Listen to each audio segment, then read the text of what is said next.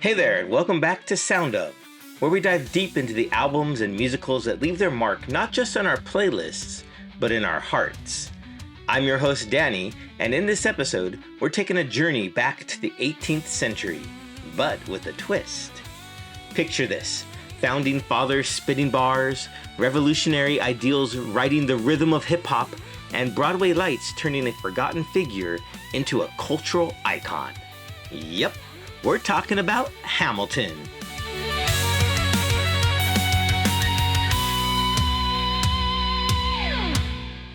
It's been a wild ride since Lin-Manuel Miranda took Ron Chernow's hefty biography and turned it into a genre-bending, show-stopping, Grammy-winning juggernaut. Hamilton didn't just bring history to the stage, it rewrote the rules of musical theater. And today, I'm hoping to unpack why this show hit me so hard, the songs that shook me the most, and why this story still resonates years after that first watch.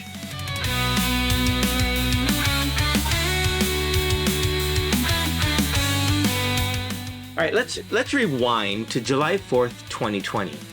Picture me, completely unaware of the whirlwind I was about to step into. Up until that point, Hamilton was just a name I heard floating around. I hadn't listened to a single note of the music that was already a phenomenon. Then it dropped on Disney Plus, and curiosity got the better of me. I figured, why not? And hit play. From the very first number, I was hooked. The energy, the pace, the cleverness. It was like musical lightning. And then came the song Satisfied. That moment.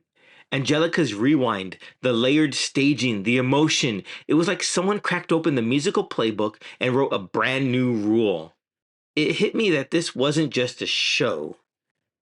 It was a full-on reimagining of what storytelling could be. And then non-stop. That track. Its chaos and momentum and pure narrative propulsion. The way the musical builds to the Act 1 finale feels like a pressure cooker, ready to blow. Why do you write like you're running out of time? That line lingered in my head for weeks, especially in the middle of a pandemic, when time felt both infinite and uncertain. Now, fast forward to November 2022, I finally got the chance to see Hamilton live in a theater with an audience. And while I thought I knew what to expect, nothing could have prepared me for how immersive it actually was. For the first time, I truly appreciated the design. The way the stage itself moves, the rotating turntable acting like a physical version of momentum, choices, and history turning forward. The lighting wasn't just mood, it told the story. It sharpened moments, pulled focus, let the quiet parts land. A single spotlight in Quiet Uptown said more than a dozen lines ever could. There was that moment during One Last Time where everything just slowed down. The music, the delivery, the staging, it all leaned into the weight of that goodbye. And sitting there, I realized how much care went into making that moment feel earned. Not just in the performance, but in the way the show lets us sit with it. And then it's Quiet Uptown. That one hit like a wave. It doesn't overplay anything. It just sits in the pain. No flashy staging, no dramatic flourish, just stillness. And somehow that made it all the more powerful. It made me think about how musicals usually try to fill every second with sound and movement. But here, the silence mattered. That restraint made it unforgettable. Becoming a fan of Hamilton wasn't just about finding new favorite tracks. It was about discovering a piece of art where every element, from the lyrics and performances to the lighting cues and set designs, works in sync to tell a story that feels urgent, human, and honest. It challenged me, entertained me, and in a strange way, made me feel like I was part of something bigger. And that's why it stayed with me. Long after the curtain came down, the music, the story. It's stuck. Now, part of what makes Hamilton such a powerhouse, beyond the lyrics and staging, is the sheer talent of the original cast. These aren't just incredible voices, they're performances with depth, nuance, and character baked into every breath. You hear their choices, the restraint, the fire, the sarcasm, the heartbreak, and that's what makes the soundtrack feel so alive, even without the visuals. Let's start with Renee Elise Goldsberry as Angelica Schuyler. Satisfied is already a masterpiece of structure and pacing, but what she does vocally? It's stunning. Her delivery moves from controlled elegance to breathless urgency, flipping between confidence and regret in seconds. She's rapping an internal rhyme at warp speed one moment, then stretching out a note so aching it feels like a confession the next. And it's not just technique, it's emotional storytelling. You believe Angelica is choosing duty over love and that the decision is tearing her apart. Then there's Leslie Odom Jr. as Aaron Burr. His voice is like velvet, smooth, composed, but always with this undercurrent of tension. In Wait For It, he delivers that push-pull of control and envy so precisely that you feel it building even in the quietest moments. And when he finally breaks in the room where it happens, it's like watching a dam burst. That shift is sonic. It's in his tone, his phrasing, his rhythm. He's not just singing.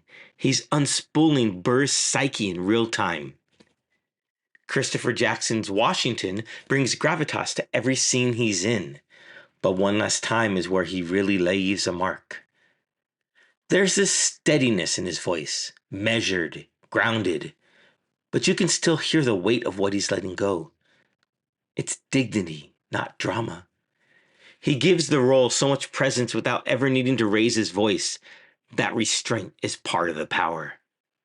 And of course, Lin-Manuel Miranda is Hamilton. Now, vocally, he's not the traditional Broadway powerhouse, but that's kind of the point. His performance is restless, constantly pushing forward like the character himself. He's the beating heart of the show. His delivery is raw, conversational, almost journalistic at times, especially in Nonstop. You hear that manic, relentless drive. He might not hold the highest notes, but he holds your attention. Every line has purpose.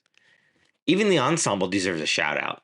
The vocal blend, the tight harmonies, the way they shape the soundscape of the show, it's not just background. It's atmosphere, rhythm, and commentary all at once.